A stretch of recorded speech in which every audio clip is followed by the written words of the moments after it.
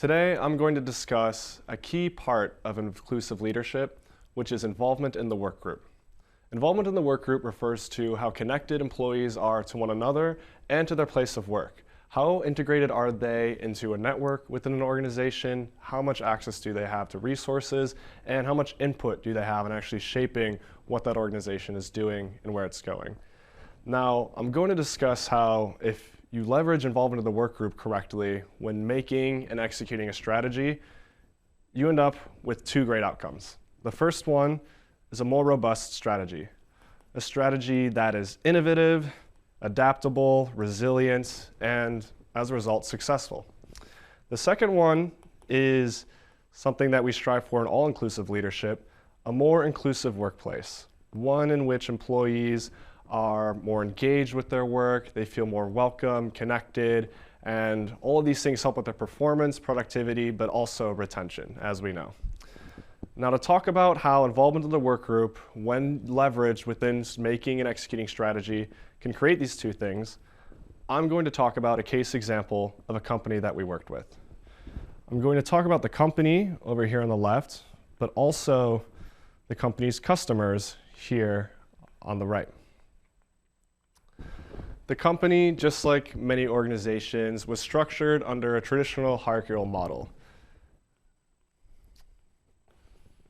You had the executive team up top, where a lot of the strategy development, but also execution process resided.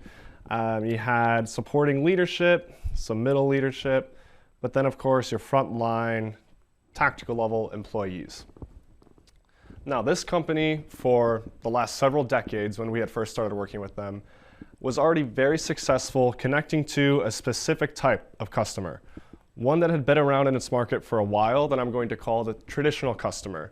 The company's executive team had a strategy in place that was booming. With this type of customer, they knew exactly what they were doing. But in recent years, the company had started to notice a new type of customer that was emerging within the market. One that didn't really resonate all that well with the tactics and approach that the company was using. This new customer wasn't responding in the way that the traditional customer was. And so the company identified an opportunity, which was, how do we connect with this new type of customer? Especially, all the more relevant was that the company's executive leadership identified and projected that eventually this new type of customer would become more popular than the traditional type of customer within the market. So our company's executive team went back to the drawing board in its strategy development process. And it realized that the best way to innovate its strategy and innovate a strategy that it would eventually get all of its company on board with was to open up that strategy development process and to bring the rest of the organization on board. We guided them through a productive process by which key leaders through all levels and functions of the organization were leveraged to craft parts of that strategy. The executive team, they got to choose where the organization was going. Think mission, vision, guiding principles, things like that. But it was the rest of the organization at different levels that defined how the organization would get to that mission and vision and what exactly it was going to do to get there. That what looked and took the form as specific objectives, strategies, and initiatives, actionable plans and tasks that the organization would carry out at all levels to make sure that they were driving the company in the direction that leadership wanted it to go in. Giving ownership of creating these two different levels of the organization allowed innovation to occur from the levels of the organization, these ones here, who were the ones out in the field, executing and knew what the environment was like best. So as a result, they had the best knowledge of how to innovate and connect with this new type of customer. All the while, when we transitioned into strategy execution, these owners who helped craft these plans were the ones to actually go out, try them out, and then report on their progress back to the executive leadership.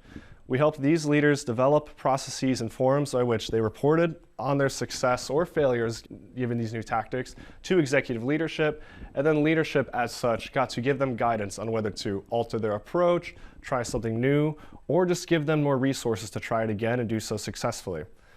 Through these cadence around strategy execution, the middle and bottom of the organization was able to execute and innovate while getting the guidance, resources, and held accountable all through the top of the organization.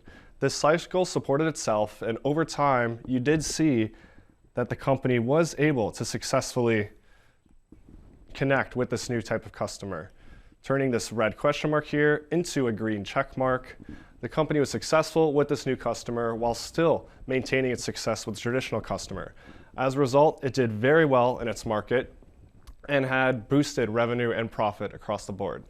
But at the same time, while it was succeeding externally, it also had created a more inclusive environment internally, increasing the engagement of its employees and, of course, helping out with retention. It did this by approaching the strategy development and execution process through the lens of increasing involvement in the work group.